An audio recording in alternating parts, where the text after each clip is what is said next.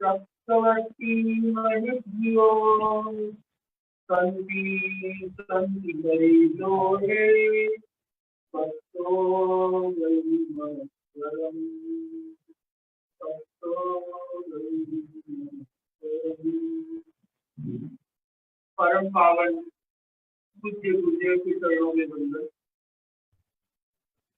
Zoom पर उपस्थित संभागी भाइयों एवं बहनों, अभी वर्तमान में विश्व में कोरोना का प्रकोप चल रहा है। तो मनुष्य एक ऐसा प्राणी है जो हर परिस्थिति के अनुसार अपने आप को ढाल देता है। इसलिए यह आज तक चलता आ रहा है। डायनासोर जैसे प्राणी जो परिस्थिति के अनुसार अपने आप को ढाल न सके, ये लुप्त हो गए, और जो अपने आप को परिस्थिति के अनुसार परिवर्तनशील करता रहता है वह बचा रहता है। अभी कोरोना की स्थिति में हैदराबाद चतुर्मास आचार्य की महासमाधि का हो रहा है। हैदराबाद व्यवस्था समिति के कुछ लोग आचार्य प्रवर के पास पहुंचे और उन कार्यकर्ताओं ने निवेदन किया कि गुरुदेव चतुर्मास के क्रम में हमारी जो कक्षाएं रेगुलर चला करती है उन सबको यदि ऑनलाइन के माध्यम से चला दिया जाए तो हैदराबाद में बैठे सभी लोगों को इस कार्यशाला में, प्रवचन में आदि कार्यक्रमों में भाग लेने का अवसर मिल सकेगा। और इसके साथ साथ देश के अन्य अनेक ऐसे स्थान हैं जहाँ पर चतुर्मास नहीं है, वहां पर भी घर बैठे बैठे लोग टेक्नोलॉजी के माध्यम से कार्यक्रमों का लाभ ले सकेंगे। आचार्य प्रवर ने हैदराबाद वालों के निवेदन को स्वीकार किया और ऑनलाइन के माध्यम से आचार्य प्रवर के प्रवचन, साधु साधियों के कार्यक्रम लोगों तक पहुंचने। एक जमाना था जब घरों में पानी लाने के लिए कुएं के पास जाना पड़ता था और वहां से बहने घरों में पानी भर करके अपने घर तक लेके आया करती थी। और आज वह जमाना आ गया है कि जब नल के द्वारा पानी घरों में पहुंच जाता है।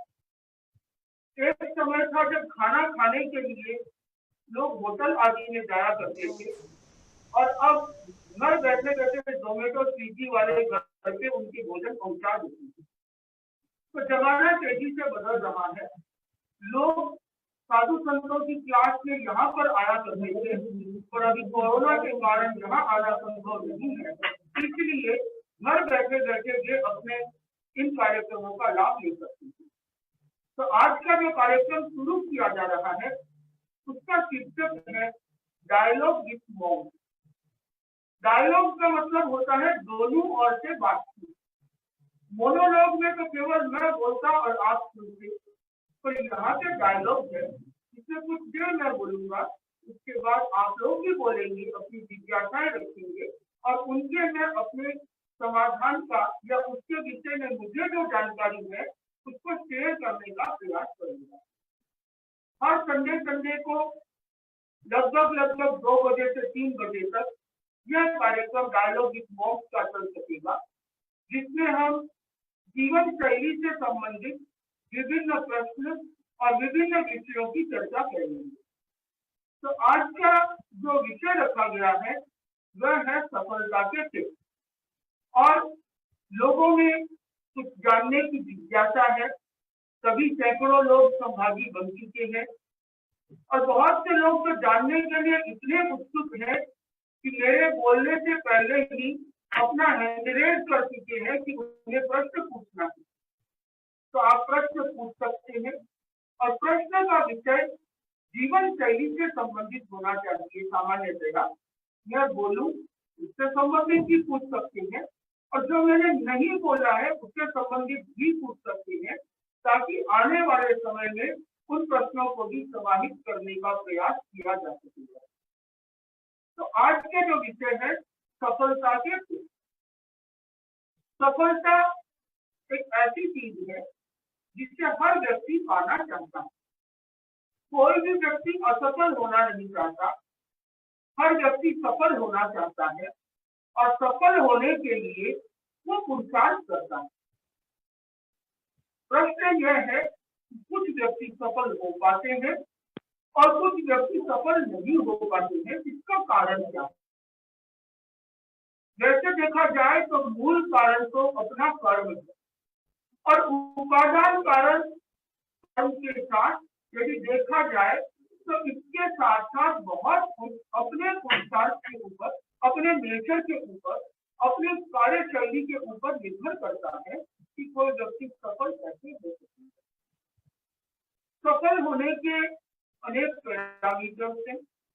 जैसे एक विद्यार्थी चाहता है कि मैं परीक्षा में सफल हूँ, एक व्यवसायी चाहता है कि मैं अपने बिजनेस में सफल बनूं, लीडर चाहता है कि मैं अपनी पॉलिटिक्स में सफल बनूं, घर वाले चाहते हैं कि उनका परिवार बहुत अच्छी तरीके से रहे, सफल बने, समाज के लोग सामाजिक दृष्टि से सफल होना चाहते हैं। तो ऐसे अनेक अपने अपने कार्यक्रम हैं।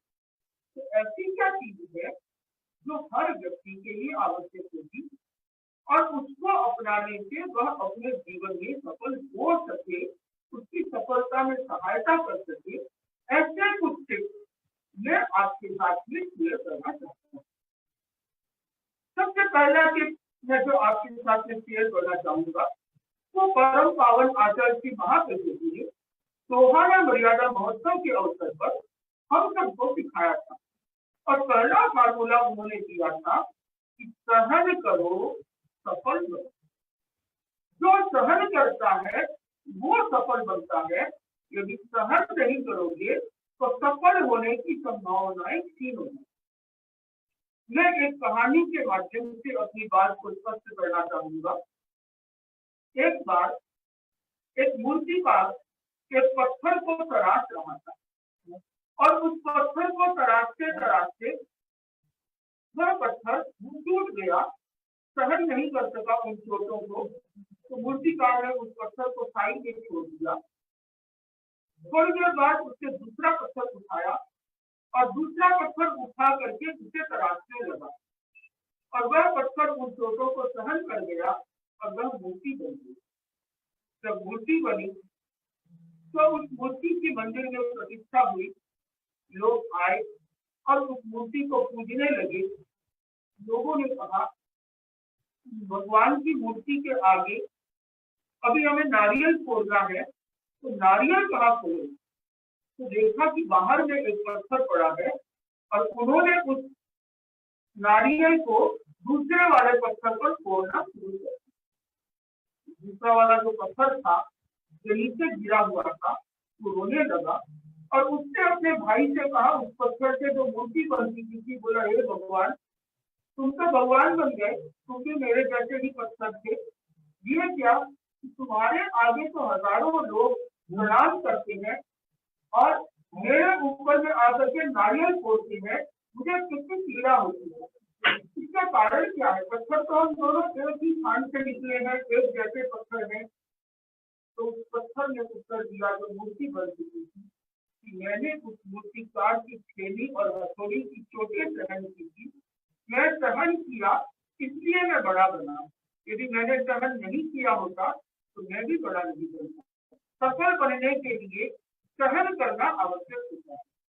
जो सहन करता है वो सफल होता है, जो सहन नहीं करता वो कभी सफल नहीं होता। आप सोचते होंगे कि सहन करना एक हद तक ठीक है, तो सफल होने के लिए सहन करने की कहाँ आवश्यकता है?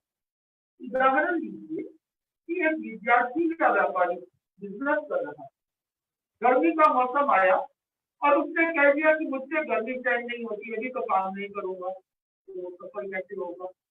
सर्दी आया, कह दिया कि सर्दी सहन नहीं होती तो सफल कैसे होगा। मौसम को भी सहन करना पड़ेगा, परिस्थितियों को भी सहन करना पड़ेगा और सहन करने से ही वह सफलता की ओर आगे बढ़ सकेगा। लोग काम करने वालों की आलोचना करते हैं, उस आलोचना को भी सहन करना होगा तो ही आदमी सफल बन सकेगा। यदि उन आलोचनाओं का जवाब वो दिन भर टीका टिप्पणी करने से ही निकाल दे तो वो अपना महत्वपूर्ण कार्य कब करे। इसीलिए परम श्रद्धेय आचार्य की महासमाधि कहते हैं कि अपनी आलोचना का जवाब जबान से नहीं अपने महत्वपूर्ण कार्य से। तो सहन करने वाला सफल बनता है।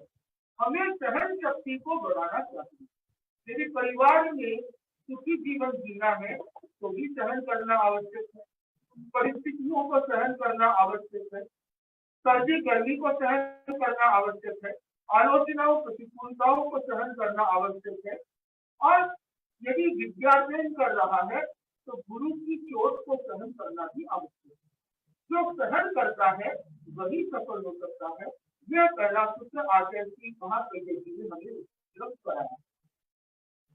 दूसरा सूत्र परम पावन आचार्य जी ने दिया कि श्रम करो सफल बनो। जो व्यक्ति मेहनत करता है, परिश्रम करता है, वह सफल होता है। जो श्रम से घबराएगा, परिश्रम नहीं करेगा, वह अपने जीवन में सफल नहीं होगा।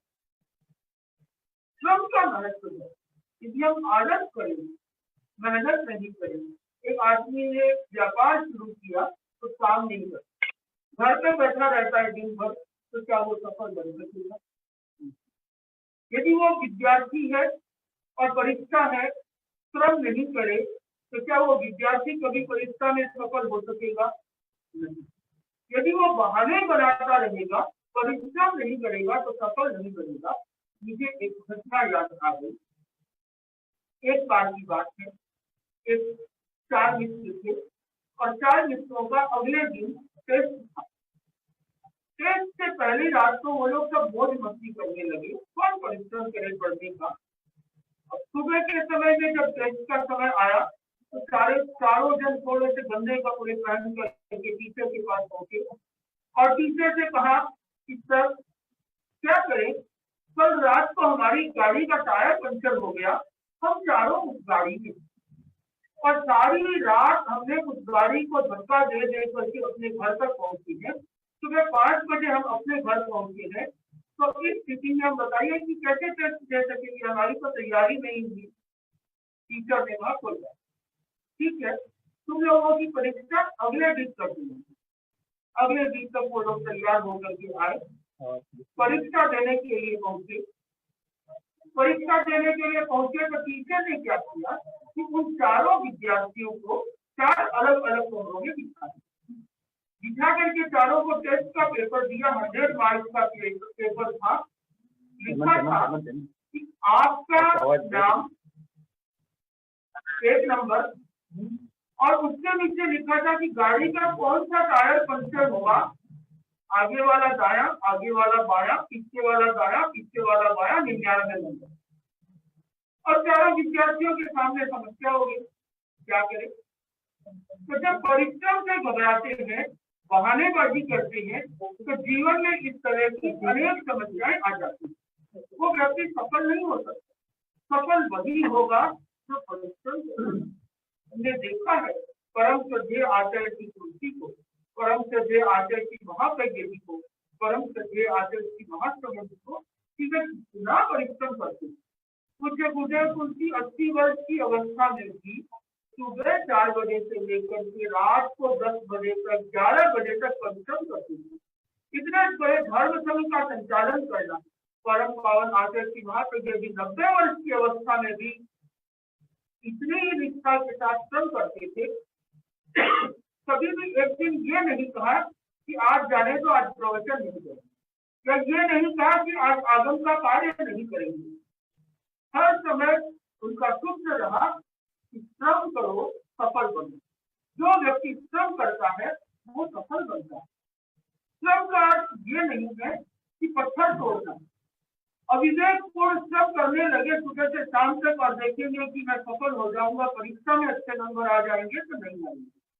या आपने दिन भर किताबें पढ़ी और देखा कि मैं शाम को रातों रात करोड़पति बन जाऊंगा, तो कभी भी सफल नहीं बनेंगे। श्रम करना, बट वो श्रम सही दिशा में। यदि आपको बॉम्बे जाना है तो आपको बॉम्बे का डायरेक्शन पकड़ना पड़ेगा। तो अपना गोल क्लियर हो कि मुझे जो सफल बनना है तो सफल बनने की दिशा क्या।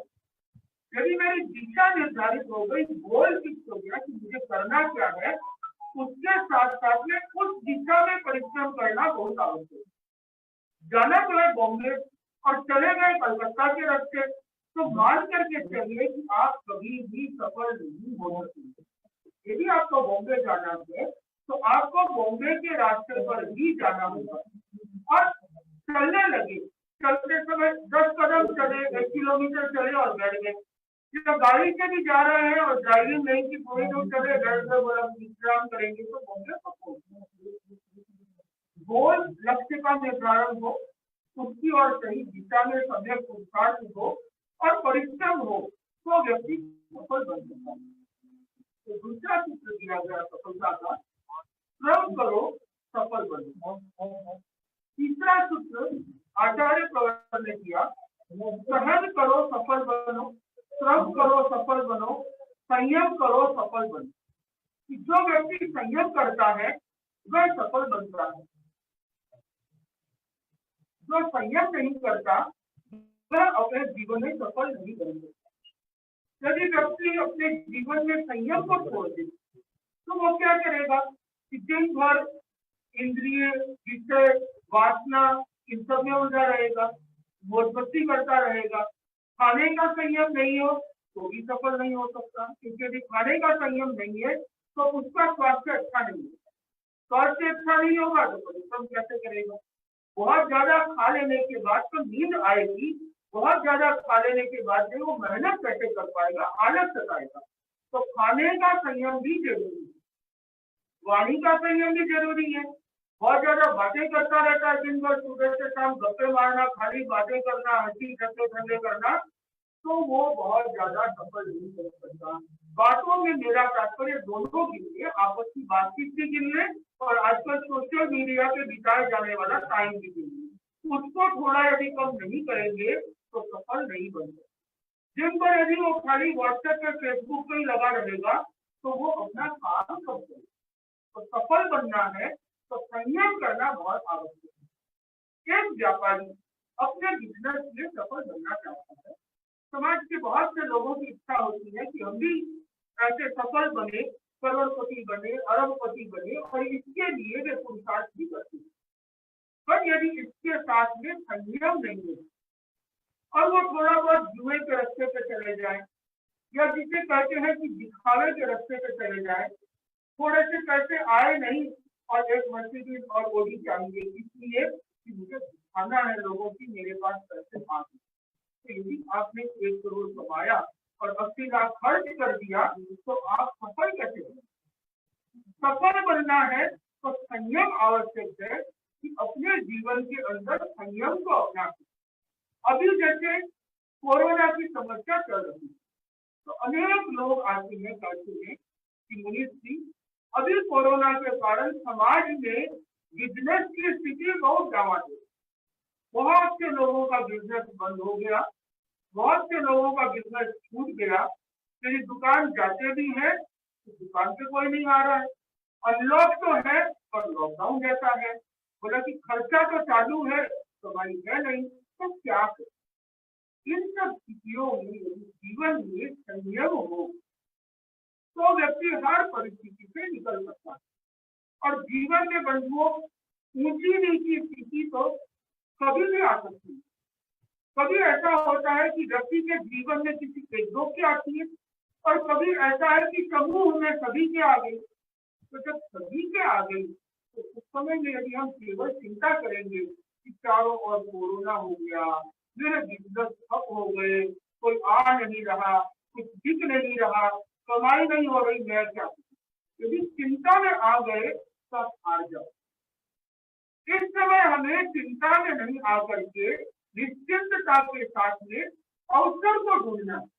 इस समय में ऐसा क्या करें कि हम इस विषम परिस्थिति में से ही निकल। जहां कहीं भी संयम होगा वहां आदमी विषम परिस्थिति से निकल जाए। जय आगम ने बहुत सुंदर कथा आती है। दो कछुए थे, वे नदी के किनारे चल रहे थे।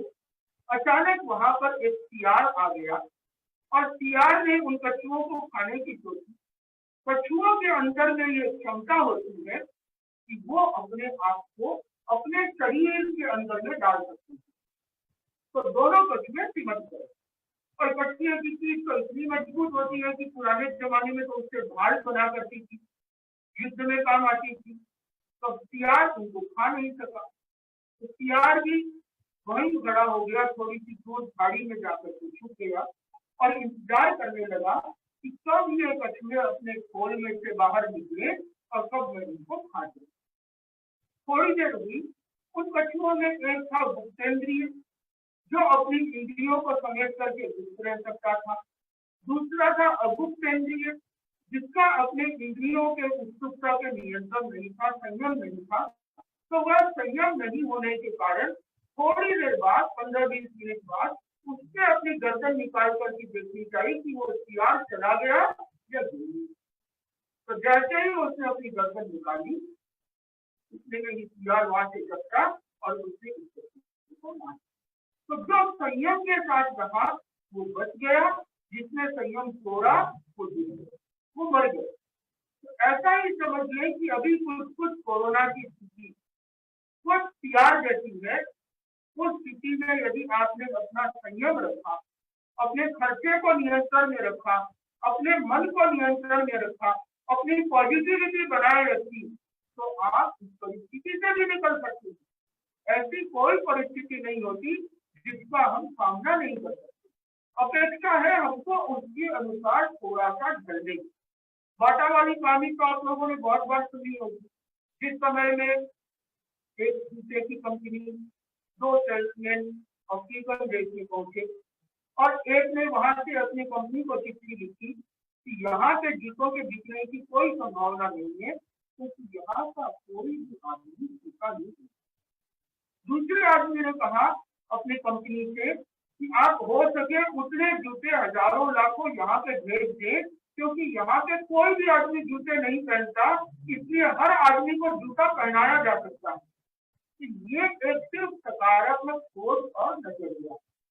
तो अभी की परिस्थिति में भी हमें ये सोचना होगा कि इस परिस्थिति का हम सम्यक उपयोग कैसे कर सकते हैं। आप लोगों ने देखा होगा, हजारों लोग ऐसे थे जो अपनी जिंदगी में कभी परिवार वालों के साथ में सप्ताह 2 सप्ताह का समय भी नहीं बिता पाते थे। उन्हें अपने बच्चों से बोलने का भी समय ठीक से नहीं मिलता था। उन लोगों ने महीने महीने अपने घर में अपने परिवार के साथ, बच्चों के साथ बिताया। ऐसे बहुत से लोग थे जिन्हें धर्म ध्यान करने के लिए समय नहीं मिल पाता था। जो लोग कोरोना के समय में उन्होंने समय का सही उपयोग किया और प्रतिदिन सामाजिक ध्यान, स्वाध्याय आदि चीजों कर।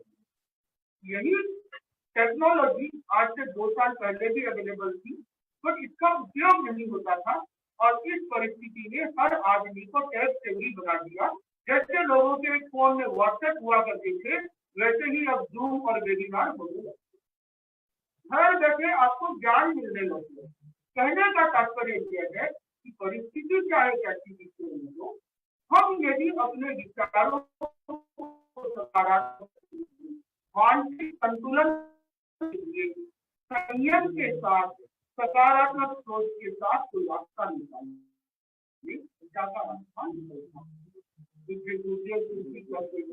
कि समस्याओं से घबराओ, सामना करो, तुम्हारा रास्ता स्वतः ही स्पष्ट हो जाएगा, समस्याएं दूर हो जाएगी।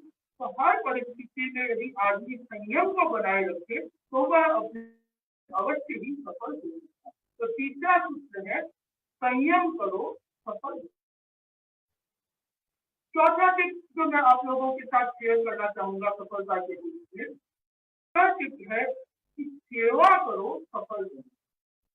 जो व्यक्ति सेवा वो सफल बनता है, जो सेवा नहीं करता वो सफल नहीं है। एक शिष्य गुरु की सेवा करता है तो गुरु प्रसन्न होकर के उसे ज्ञान, तभी वो व्यक्ति सफल बन सकता है। यदि वो गुरु की सेवा नहीं करता, गुरु के पूर्णता नहीं रखता, तो वो कभी भी सफल नहीं बन सकता। इसलिए सेवा को बहुत महत्व दिया गया कि सफल बनना है तो गुरु की सेवा करो, गुरु का। यदि आप इसे दूसरी परिस्थिति में देखें, आजकल की भाषा हम कह सकते हैं कस्टमर केयर।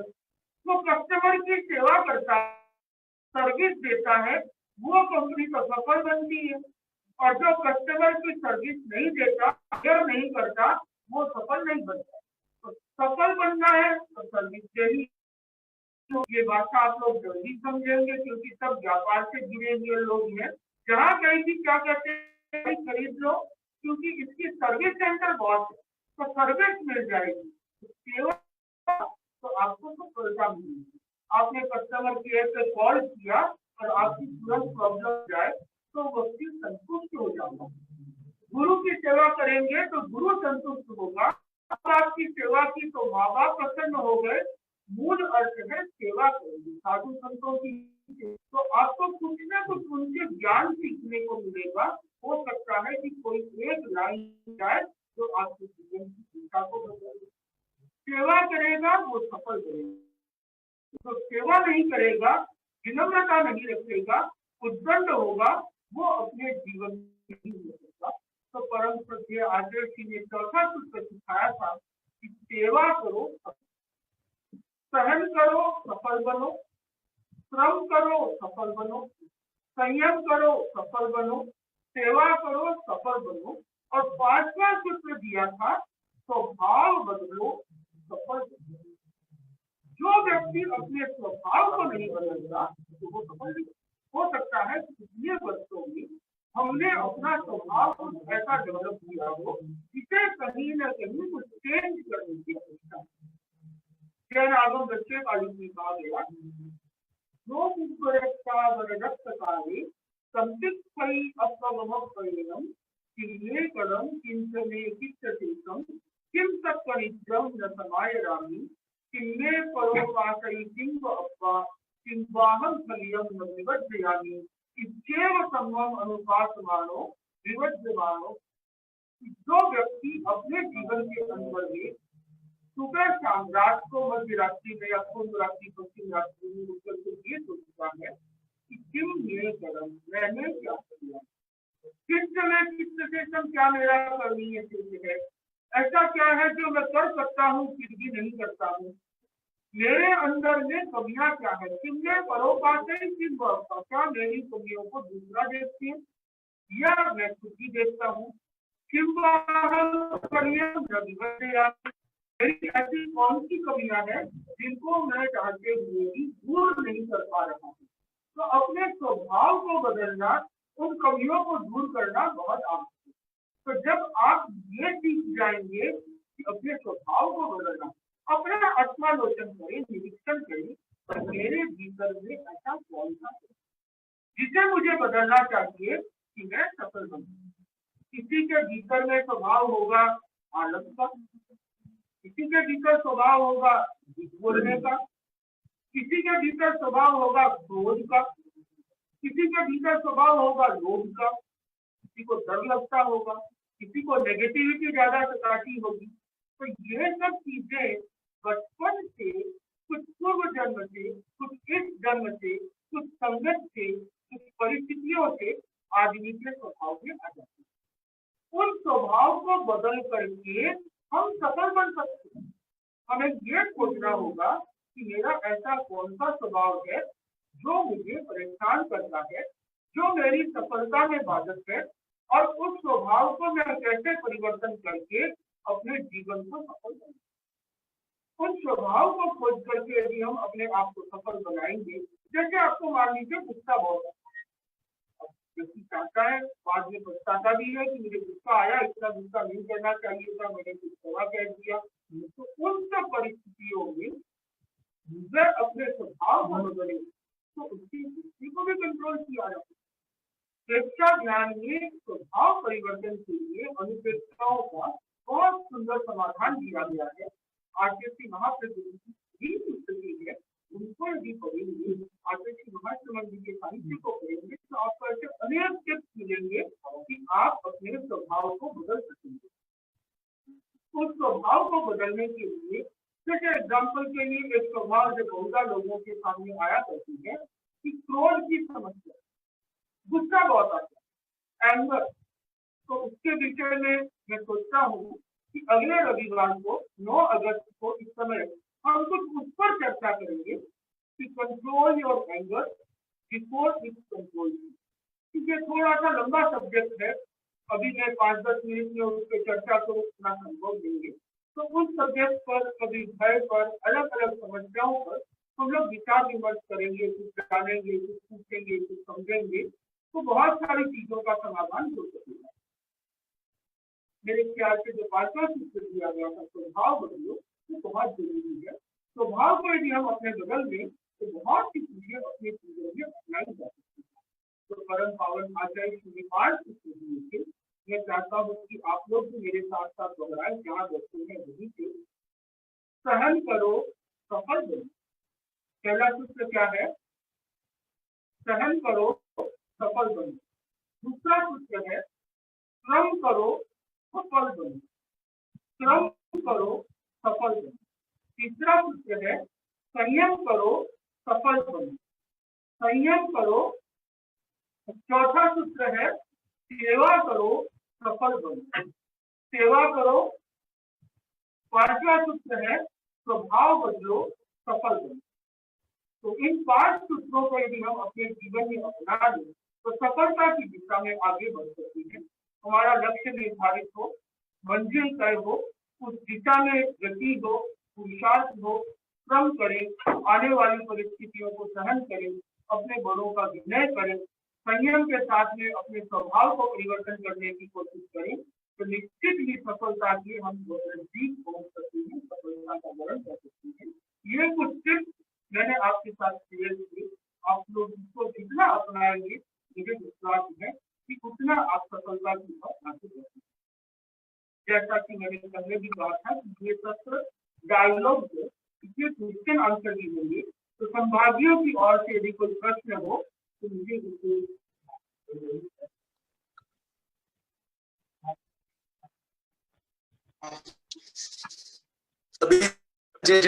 आप लोगों में जिज्ञासा हो, आप लोग रिसेंड करके हमें अपना रिसेंड कर देंगे तो हमें पता चल जाएगा कि 1 by 1 एक एक व्यक्ति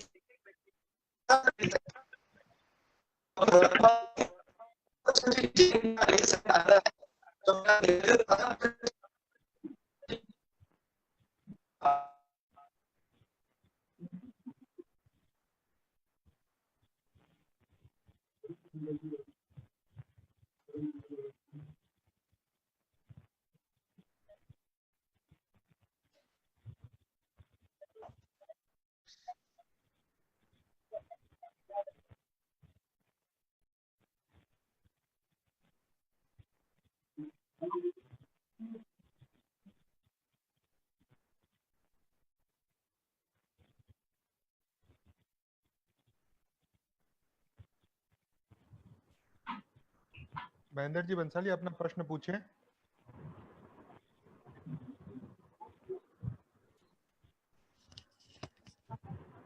महेंद्र जी अपना प्रश्न पूछें।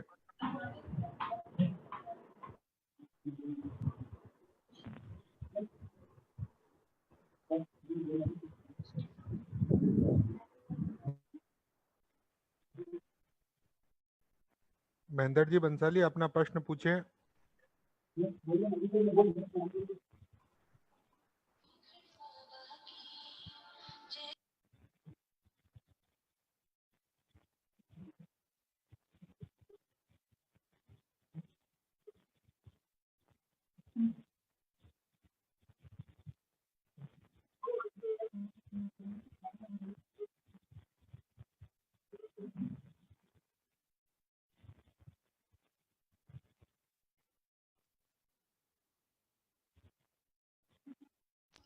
पदमचंद जी जैन। वंदे मुनिवरम। आपने 5 सूत्र जो बताए हैं वो बहुत ही महत्वपूर्ण है, लेकिन उनको कैसे जीवन में अपनाएं, उसकी प्रक्रिया क्या है, विधि क्या है, उसके बारे में थोड़ा फरमाने की कृपा करावें। ठीक है, ऐसा है, अभी पदमचंद जी ने पूछा कि इन 5 सूत्रों को अपने जीवन में अपनाए थे। जैसे एग्जाम्पल समझिए, सहन करो सफल बनो, तो हमें अपनी सहिष्णुता को बढ़ाना है। उदाहरण के लिए, यदि आपको किसी कुछ कह दिया, आपके मन में उसकी प्रतिक्रिया हुई, तो आप क्या कर सकते हैं कि अपनी सहन शक्ति को बढ़ाने के लिए कुछ ऐसा सोचें। जैसे एग्जाम्पल के लिए किसी ने आपको कुछ भला बुरा कहा, तो आप ये सोचें कि इससे मुझे भला बुरा कहा है, मारा तो नहीं। जब गौतम बुद्ध ने अपने शिष्य को कहा था कि तुम्हें उस देश में जाना है, मान लो यदि वहां पे तुम्हें कोई कुछ बुरा बुरा कहेगा तो तुम क्या सोचोगे, क्या करोगे? तो उसने कहा मैं ये सोचूंगा कि मुझे कुछ कहा है, चांटा तो नहीं मारना। बोला कि तुम्हें चांटा मार दे तो, बोला चांटा मारेगा तो मैं ये सोचूंगा कि मुझे कम से कम लकड़ी और पत्थर से तो नहीं मारा। बोला लकड़ी पत्थर से मारे तो मैं सोचूंगा कि मुझे जान से तो नहीं मारा। कहने का तात्पर्य यह है, यदि हम अपनी सोच को थोड़ा सा बदल दें तो हम सहन करना सीख सकते हैं। किसने कहा है वो उसकी परिस्थिति। मान लीजिए सर्दी गर्मी को सहन करना है, आप लोग तो जीवन से आपके पास बहुत उपाय है। यदि मुझे सर्दी लग रही है और मुझे उसे सहन करना है तो मेरे सामने दो ही उपाय, या तो मैं उसे हंस हंस के सहन कर लूं, तो मेरे कुछ कहने से या गुस्सा करने से या नाराज होने से कोई सर्दी कम नहीं होगी या ज्यादा नहीं होगी, गर्मी कम नहीं होगी। तो अच्छा है कि ज्ञानी भुगते ज्ञान क्यों मूर्ख भुगते रोए। हम उस परिस्थिति को अपने विचार को चेंज कर लें, अपने विचार को चेंज करने से सहिष्णुता बढ़ जाता है। दूसरा, सहिष्णुता का अभ्यास करना हो तो आप थोड़ा थोड़ा अभ्यास करें। जैसे कभी कुछ कहा और आपने कोई प्रतिक्रिया नहीं, तो दूसरी बार जब आप सहन करेंगे, तीसरी बार सहन करेंगे तो धीरे धीरे वो आपके स्वभाव में आ जाएगा। तो पांचवा सूत्र है स्वभाव बदलना, उसका ये तरीका। ऐसे ही जैसे श्रम करो, तो श्रम से यदि जी कतराए तो आदमी को थोड़ा श्रम करना चाहिए, फिर उसको थोड़ा और करें, फिर थोड़ा और करें, तो आप श्रम करना भी सीख जाएंगे। संयम करना है तो उसके साथ में त्याग को डाल दें, तो यदि त्याग डाल दिया श्रम में तो शक्ति थोड़ी मजबूत हो जाती है, तो संयम भी आ जाएगा। इस प्रकार अभ्यास के द्वारा हम इन पांचों सूत्रों को अपने जीवन में अपना सकते हैं। अगला क्वेश्चन कुलदीप जी जैन सुराना। हेलो। कुलदीप जी जैन सुराना, अपना प्रश्न पूछे। वंदे मुनिवरम। आवाज आ रही है मेरी? आ रही है कुलदीप जी, प्रश्न पूछे। हाँ जी। मुनिश्री से मेरा ये निवेदन है कि जैसे मुनिश्री हम ये जो सफलता के सूत्र हैं इनको अपने जीवन में अपनाना चाहते हैं, लेकिन जब अपनाने जाते हैं तो बीच बीच में कोई ना कोई बाधा आती है और फिर वहां से वापस एक यू टर्न हो जाता है। फिर जब दोबारा उसको वापस आना चाहते हैं तो फिर वो तकलीफ, तो ऐसे लगता है कि नहीं ये हो नहीं पा रहा है। तो क्या ऐसा कोई उपाय भी हो सकता है या ऐसा कोई सूत्र है जिससे हम इसको एक बार मतलब एक दृढ़ता के साथ इनको अपना सकें? ऐसा है कुलदीप जी कि हर चीज को पहली बार में यदि सफल हो जाए तो फिर किसी को जोर ही नहीं पड़ता, पूरी दुनिया की 7 अरब की पॉपुलेशन सब सफल हो जाती है। असफलता सफलता की पहली सीढ़ी होती है। आपकी सफलता जितनी बड़ी होगी, असफलताएं भी उतनी जीवन में आएगी। कुछ दिन पहले महेंद्र जी नाटा अपने सफलता के सूत्रों की जब चर्चा कर रहे थे तो उन्होंने बताया कि असफलता तो जीवन में आती रहती है, उनसे घबराने की जरूरत नहीं है। अब्राहम लिंकन का उन्होंने उदाहरण दिया था कि वे सारे चुनाव हार गए, पार्षद से लेके सांसद तक सब चुनाव हारते रहे, सीनेट का हारा, वो हारा, 3 बार दिवालिया निकला। अंततः पुरुषार्थ करते करते करते वे अमेरिका के राष्ट्रपति बन गए। वर्तमान में जो अमेरिका के राष्ट्रपति डोनाल्ड ट्रंप है, उनका भी दिवालिया निकला हुआ है, पर हार नहीं मानी। तो असफलता आना अलग बात है, और यदि आदमी सोचे कि मेरे पहले प्रयास में ही सफल हो जाऊंगा तो सारे ही आदमी सफल हो जाएंगे। असफलता हो तो आप अपने संकल्प को और बढ़ाएं और ज्यादा पुरुषार्थ करें, तो आपका पुरुषार्थ आपको सफलता की ओर और नजदीक ले जाएगा। असफलता का मतलब ये है कि आपने जो रास्ता अपनाया था वो रास्ता ठीक नहीं है, दूसरा रास्ता अपनाएं। जब जहाँ पे साइंटिस्ट लोग रिसर्च करते हैं तो उन्हें किसी नतीजे तक पहुंचना होता है, और उस नतीजे तक यदि उनका रिसर्च नहीं पहुंचता, उसका आविष्कार नहीं हो पाता, तो वो उसे असफलता नहीं मानते। वो कहते हैं कि हमने एक रास्ता कम से कम ये खोज लिया कि ये मंजिल तक नहीं जाता।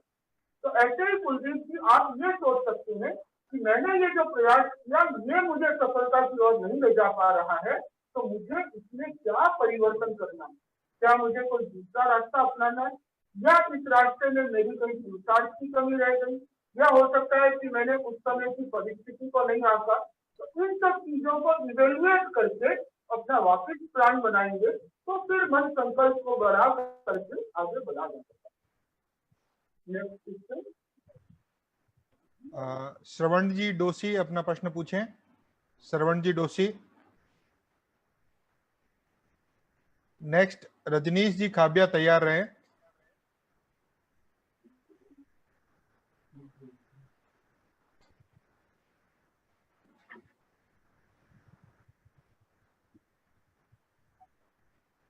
रजनीश जी खाबिया।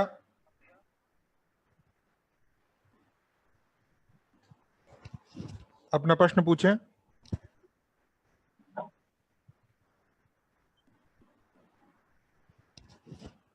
रजनीश जी अपना प्रश्न पूछें।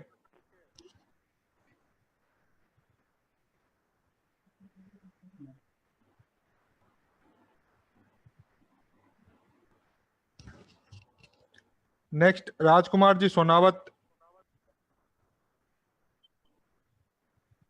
जिनकी भी जिज्ञासा हो अपने आप को अनम्यूट रखें ताकि समय की सदुपयोग हो सकेगा आप सबका।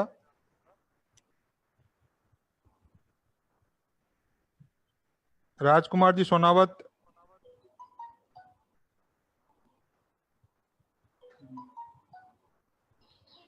समीर जी वकील नेक्स्ट।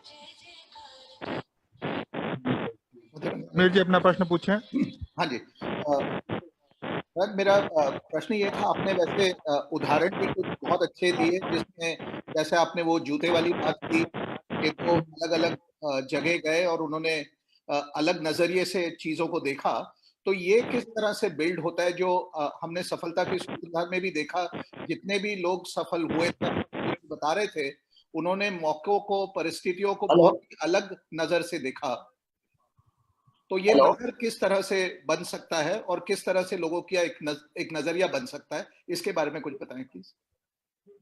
अपने नजरिए को समीर जी व्यक्ति को बनाना पड़ता है और उसके लिए मेरे ख्याल से 2-3 चीजें बहुत सहायक होती है। एक तो जो सहायक होती है वह है साहित्य, या यूं कहूं कि जो सहायक होती है वो है सत्संगति। आपकी संगत कैसी है, उस पूरी संगति के ऊपर में आपका नजरिया बनता या बिगड़ता।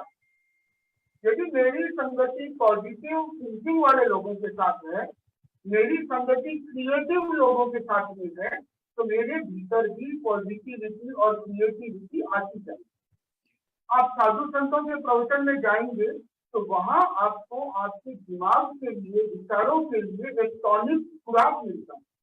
उस खुराक के कारण आप अपने विचारों को ज्यादा पॉजिटिव बना सकते हैं कि आप उन नजरियों को पहचान सकें।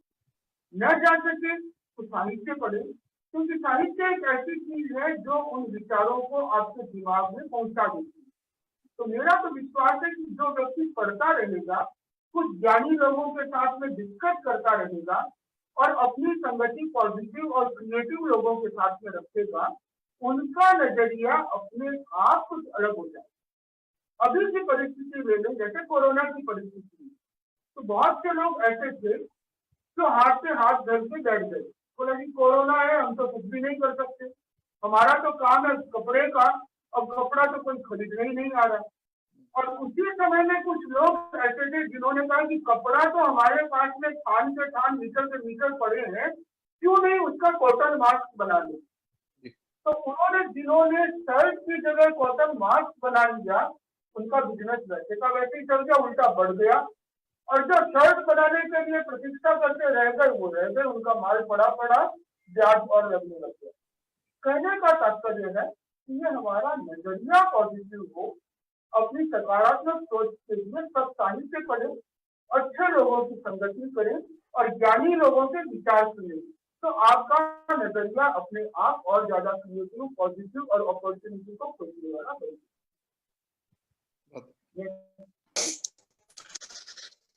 दीपक जी मनोज। अगला प्रश्न रजनी।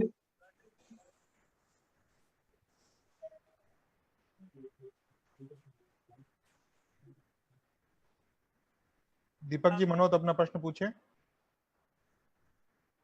मेरा प्रश्न है, जैसे जो सूत्र है सहन करो, सहनशीलता बढ़ाने के लिए कोई प्रैक्टिकल प्रयोग ये है क्या?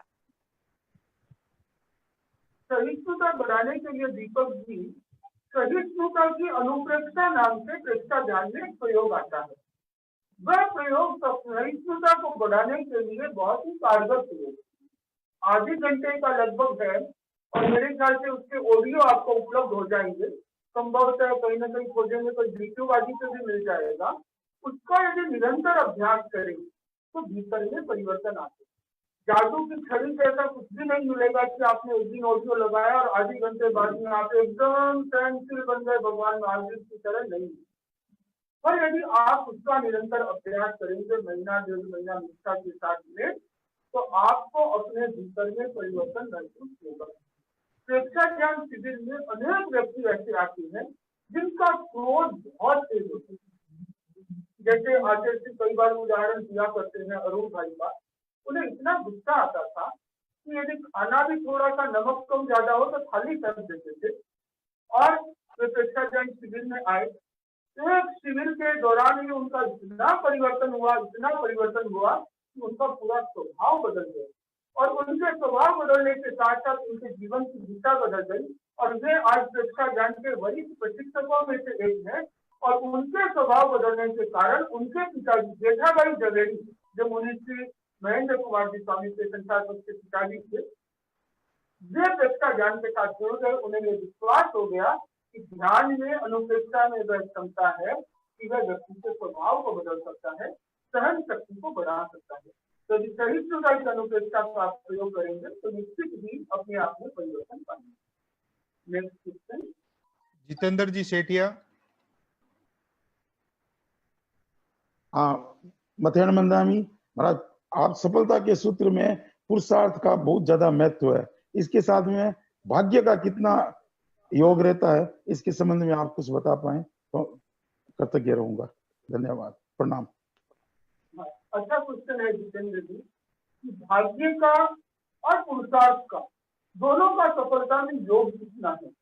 इसे ऐसा कह सकते हैं कि बिना भाग्य के पुरुषार्थ कुछ काम नहीं करता और बिना पुरुषार्थ के भाग्य कोई काम नहीं आता। तो भाग्य हो और पुरुषार्थ हो तो दोनों में किसको महत्व दें। तो इसे यूं समझें कि मेरा भाग्य क्या है। आप लाइन पे हैं क्या? एक मिनट से सुन रहे हैं वो? हाँ, लाइन पे हैं। हाँ जी, भाग्य किसे कहते हैं?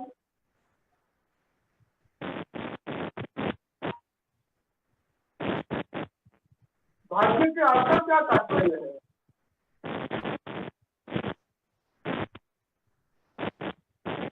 यो समझे इसे, कोई बात नहीं, कि भाग्य मेरा जो कल का पुरुषार्थ था वो मेरा आज का भाग्य और मेरा जो आज का पुरुषार्थ है वो मेरा कल का भाग्य होगा। तो मैं हूं अपने भाग्य का निर्माता। तो पुरुषार्थ के द्वारा भी भाग्य बनता है। यदि मेरे भाग्य में कहीं कोई कमी है तो मैं मेरे पुरुषार्थ को बढ़ा करके मैं अपने भाग्य को परिवर्तन कर सकता हूँ। जैन धर्म कर्म सिद्धांत में विश्वास करता है और कर्म की जो 10 अवस्थाएं हैं उसमें एक अवस्था है उदीरना, बाद में आने वाले कर्म को पहले ले लेना, परिवर्तना, जहाँ पे शुभ कर्म को अशुभ कर्म में और अशुभ कर्म को शुभ कर्म में बदल देना। तो ये पुरुषार्थ के द्वारा होता है। यदि मैं पुरुषार्थ करूंगा, परिश्रम करूंगा तो मैं मेरे भाग्य को परिवर्तन कर पाऊंगा। तो इसलिए पुरुषार्थ के द्वारा हम अपने भाग्य को भी परिवर्तित कर सकते हैं और भाग्य अच्छा हो तो कम पुरुषार्थ में जल्दी सफलता मिल सकती है। अगला क्वेश्चन, अंकित कुमार जी खटेड़। उसके बाद अंकित जी जैन तैयार हैं। हाँ अनिल जी बोलिए। आवाज हाँ आ रही है, आप अपना प्रश्न पूछे। हाँ, मथेन मंदामी गुरुवर, मैं ये पूछना चाहता था कि वर्तमान परीक्षा में ये आज के जो सफलता के सूत्र है कितने प्रासंगिक है, चाहे वो राजनीतिक हो, सामाजिक हो, पारिवारिक हो, धार्मिक। अनिल जी अपना प्रश्न एक बार वापस पूछे। आज के वर्तमान परिप्रेक्ष्य में ये जो सफलता के सूत्र है वो कितने प्रासंगिक है, चाहे वो राजनीतिक हो, सामाजिक हो, पारिवारिक हो या धार्मिक हो? मेरे ख्याल से मुझे लगता है कि वर्तमान परिस्थितियों के आधार पर ही आचार्य प्रवर ने ये सूत्र में दिए, क्योंकि यदि एग्जाम्पल के लिए लेने सहन करो या श्रम करो, कोई भी सूत्र उठा ले, जैसे श्रम करो, और यदि आप श्रम नहीं करेंगे तो क्या राजनीति में सफल हो सकते हैं? आप लोगों ने देखा होगा कि जब चुनाव का समय होता है तो सारे राजनेता जेठ आषाढ़ मई जून की गर्मी में भी हजारों किलोमीटर उड़न खटोलों से गाड़ी से इधर उधर दिन भर सभाएं करते हैं, परिश्रम करते हैं। क्या उनको घर बैठे कोई वोट दे देगा? कोई नहीं देगा।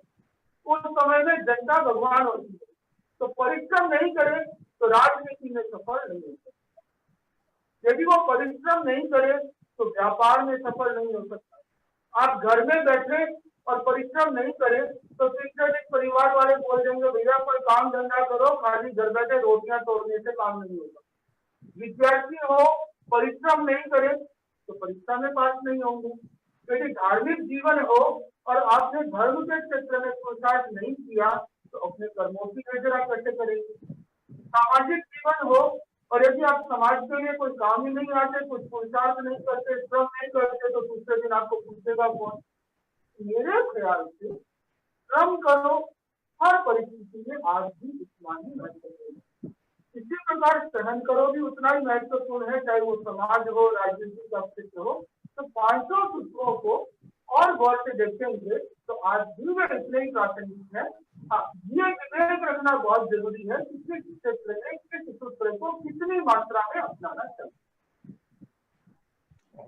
हेलो, हाँ अंकित जी जैन अपना प्रश्न पूछें।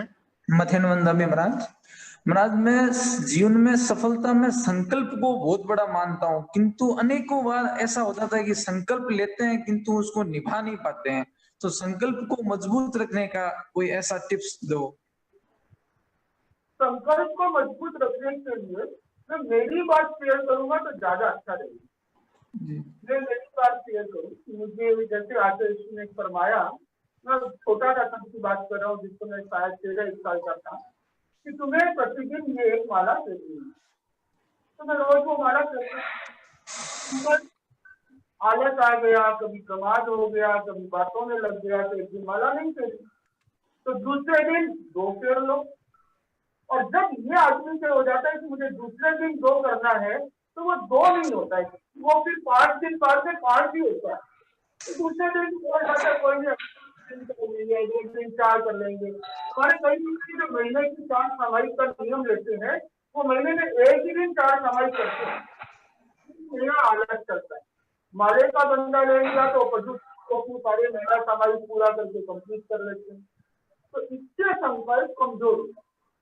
तो मैंने भी ऐसी तरीके से क्रम शुरू किया, कभी 2 माला कर लेता है, कभी 2-4 दिन बाद में 4 माला कर लेता है, मेरा महीने का 30 माला का क्रम पूरा।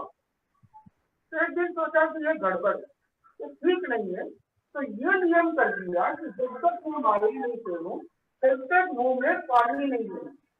वो दिन और आज का दिन, एक दिन भी ऐसा नहीं गया कि जिस दिन माला नहीं चाहिए। मुंह में पानी तो लेना ही पड़ेगा, उससे पहले माला पूरी हो जाएगी।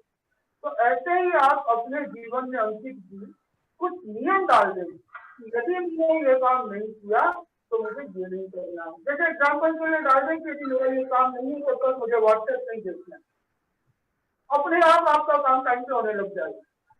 या ये नियम डाल दें कि ये काम नहीं करूँ तो अगले दिन मुझे खाने में नमक नहीं लेना है, तो बहुत सारी चीजें सॉल्व हो जाएगी। तो ऐसे कुछ ना कुछ आपको हुक डालने पड़ेंगे जो आपके संकल्प को सहारा दे।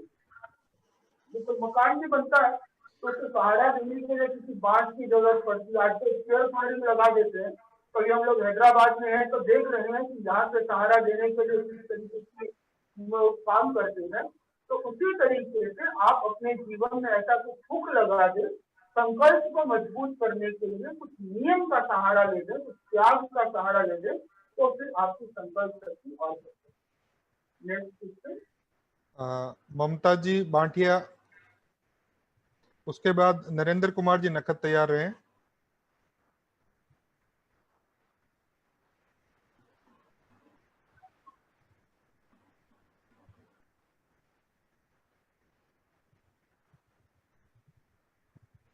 नरेंद्र जी नखत। नरेंद्र जी अपना प्रश्न पूछें। हाँ, मथेन मदामी। नरेंद्र जी अब जी जैसे सहन करो में कुछ लोग क्या है, जैसे सहन करो में लोग कमजोरी समझ लेते हैं। जो सहन करने वाला है वो भी समझ लेता है, और जो जिसको सहन करना है वो भी ये समझ लेता है कि ये इसकी कमजोरी, ऐसा नहीं समझ ले। तो उन दोनों का सामंजस्य आपस में कैसे, मतलब कितना हद तक क्या?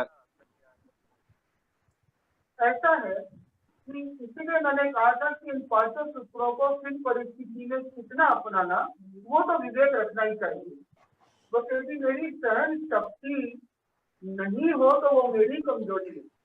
मेरी सहन शक्ति हो और मैं किसी परिस्थिति का प्रतिकार करूं, मेरी कमजोरी नहीं, वो मेरी बुद्धिमत्ता है कि मैं उसका प्रतिकार कर रहा हूँ। अनुशासन करना और गुस्सा करना दोनों में बहुत अंतर है। इसी प्रकार सहन करना और किसी परिस्थिति से घबरा जाना या किसी के उकसावे में आ जाना, इनमें बहुत अंतर है। तो आप यदि सहन करते हैं, उसे कोई आदमी आपकी कमजोरी नहीं पूछेगा। पहले अहिंसा को कमजोरी समझा जाता था। महात्मा गांधी ने इस अहिंसा को ही हथियार बना करके देश को आजाद किया। सहन करने को यदि कमजोरी समझा जाता तो आचार्य श्री तुलसी जिनका इतना विरोध हुआ, पर उन्होंने उस सहन करने को कभी नहीं छोड़ा। उन्होंने कहा जो हमारा हो हम उससे। तो कभी कभी क्या होता है कि क्षणिक रूप से कोई आदमी आपकी उसे कमजोरी समझ सकता है, पर आगे जाकर वो ये समझता है कि कमजोरी उनकी ताकत। अदरवाइज क्या होगा, आप प्रेरणा में आ गए तो आप 3 बजे एंड कर दूंगा। आगे अलग बात है कि बुद्ध की कहानी आगे है। नाम में डरना और पुकारना दोनों में अंतर है। बुद्ध ने कहा कि मैंने तुम्हें डरने से मना किया था, पुकारने से नहीं। सहन करने का अर्थ कमजोरी नहीं हो, सहन करने में भी विवेक का परिचय। अगला क्वेश्चन, ये अंतिम प्रश्न है, ममता जी बांटिया।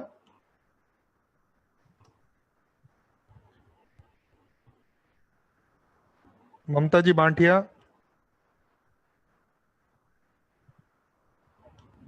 हेलो, वंदे मुनिवरम।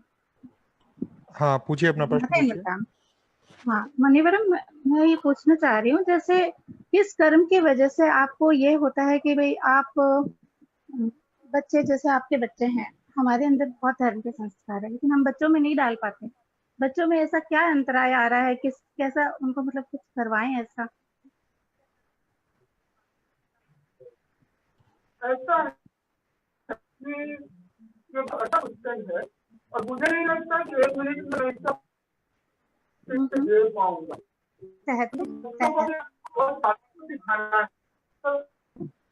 हो सका तो कभी एक दिन रखने की इच्छा है। कॉन्शियस पेरेंटिंग को सरकार देने कैसे चाहिए, बच्चों को संभालना कैसे चाहिए, बच्चों के साथ व्यवहार करना चाहिए। तो इसके विषय में मेरे ख्याल पर बात, ऐसा कोई टॉपिक आएगा कभी तो उस समय आप ध्यान से सुनिएगा और उस समय जो बच्चा वापस कर सकते हैं। तो समय संपन्न हो रहा है क्योंकि इससे व्यक्ति अपने जो चाहता है वो चीज कस्टमर को जैसा तो यही हम करने का कोई नहीं है। तो अगले रविवार को आप समय का ध्यान रखिएगा 2 बजे 3 बजे और जिससे कुछ रखने का